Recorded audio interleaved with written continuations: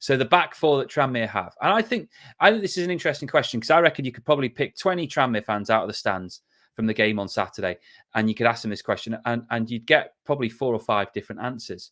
What is Tranmere's best back four? What is the best back four? We've got 3 genuine centre-half options alongside Hockenhull. So you've got Turnbull, Davis and Yarni. Then you've got a plethora of fullbacks on both sides. Obviously, Starbuck played. Bellowan has now made his debut. You've mentioned Leo Connor on the other side. There's Leek, there's Wood, there's Pike to throw in there. There's Norris. And some of those people we've seen quite a lot of, some of we haven't. But there's no real knowing what the best system in terms of having them together is. So go on, what is your theory? What is Tranmere's best back four? It's a really difficult one, as you just said. The keeper picks himself. And I also found that amusing that people were celebrating he was his best keeper because we've just faced so many shots. Now, centre-half, Tom Davis plays, and now I've just mentioned he's not been himself, but he needs to sharpen up quick. He was very good against Accrington, and I thought, right, he's, and Bradford, and I thought, right, he's, and then he dropped off in the Grimsby game and he looked poor again, and he's been too up and down, but he plays. Now, alongside him, personally, in terms of a talent standpoint, it's Turnbull. I think he's a better player than Joe Yarni. However, Jordan Turnbull is, he's always been a bit of a live wire in terms of a red card risk. Even last season, there was a time where you thought, just calm down.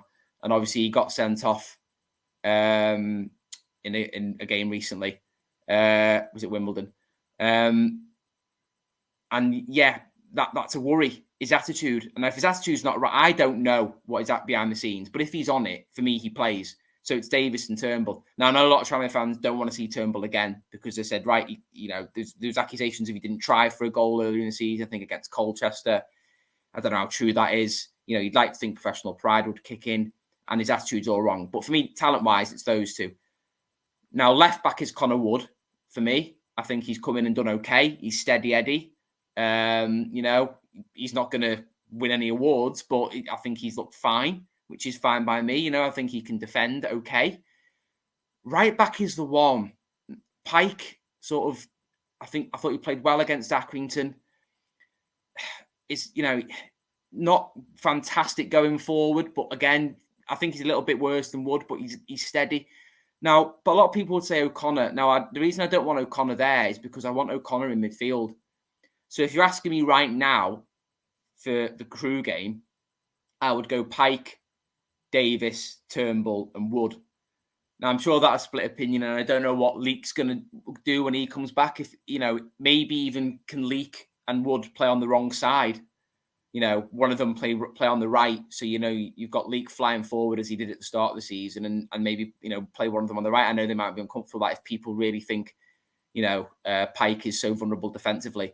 And Norris, again, I'd need to see more of him to make a judgment.